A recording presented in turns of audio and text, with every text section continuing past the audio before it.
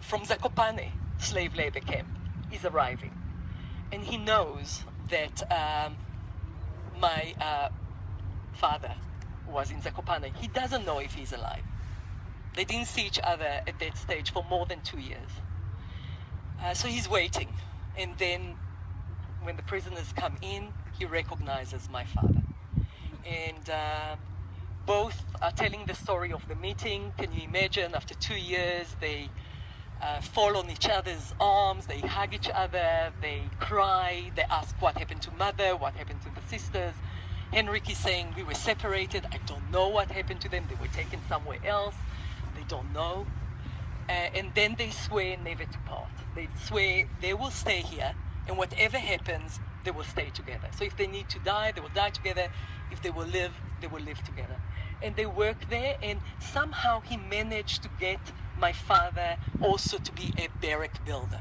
So he's assistant barrack builder, because by that stage he's 17 years old or so, and he's an assistant barrack builder.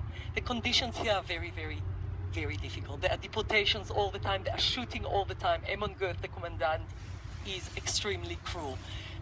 My uncle worked in a barrack one day with a colleague or with a friend next to him, and suddenly a shot was heard and the colleague just fell. So the SS, Emon Goeth particularly, but because the commandant was so cruel, everyone else, there was impunity. You could do anything that you wanted. So his colleague, his friend, just fell. So you didn't know, you really didn't know when you woke up in the morning if you will end the day alive. You really didn't know. It was so uncertain, it was so scary. One day, my father alone was taken with a group of other prisoners to work outside in the fields. You see, all that, of course, now is built, but this was the outskirts of Krakow. It's outside of Krakow. And there were fields here all around. And they were working, and a good Polish farmer left for them food, potatoes, because they were starving. So my father thought, well, his brother is not with him. He needs to get food to his brother. So he took and hid potatoes on his body. And sadly, the Nazis searched when they came back to the camp. And the potatoes were found, and not only on him, a few others had food on them. And as a punishment, and to show and to scare everyone else, they publicly were beaten. They were given 50 lashes publicly with a whip on themselves, on the head, on the back. And my father actually had a sort of bump on his head from those lashes until the day he died. Towards the end of the camp, the Nazis and Emon Goeth wanted to hide what happened really in the camp. Now, I need to go now to the Schindler story and to connect it to the Schindler story.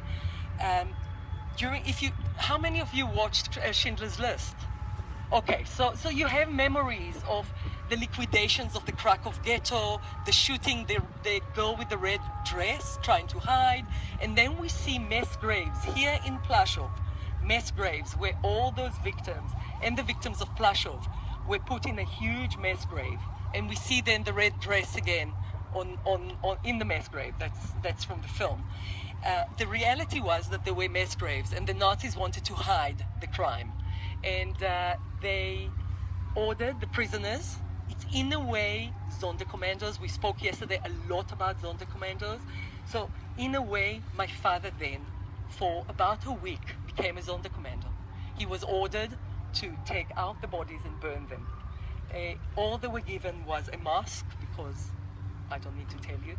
And interestingly enough, my uncle said that after a few days, the Germans gave them vodka to drink, because it was so impossible to do what they were doing, and they had a time limit, and they had to do it within few days, that they actually gave them vodka to drink. That is absolutely unbelievable. My father had nightmares about it until the day he died. I remember him screaming at night. I cannot even imagine what he went through. It's unbelievable. Oskar Schindler was here. He had 400 workers in his factory. We were all there. They marched from the factory to here and back to the factory every day. What we did in 15 minutes, 7 kilometers, they had to do every day twice, walking. So we are complaining about the cold, but yeah. So my father is not there because he was in other camps, but he is here in Plaszow. Oskar Schindler that started as a perpetrator. He belonged to the Nazi party. He is from Svitau in the Sudetenland. He's a Nazi. He takes a factory without paying. He uses slave labor, 400. He's a perpetrator.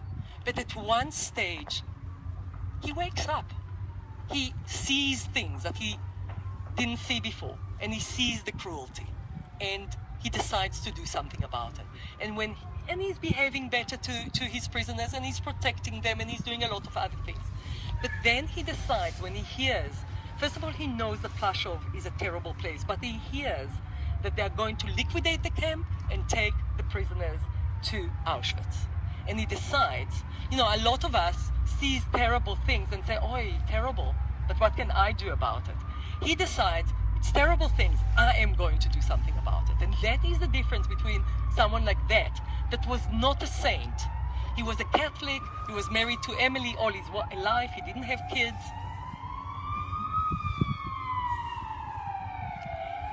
But,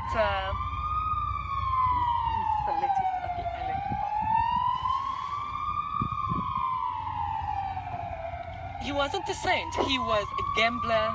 He had so many mistresses. He was drinking. He was everything. And because maybe that he was like that, maybe that's the reason that not only he saved 400, he could have said, these are 400, these are my people. Something happened. These are 400, I'm going to save these 400.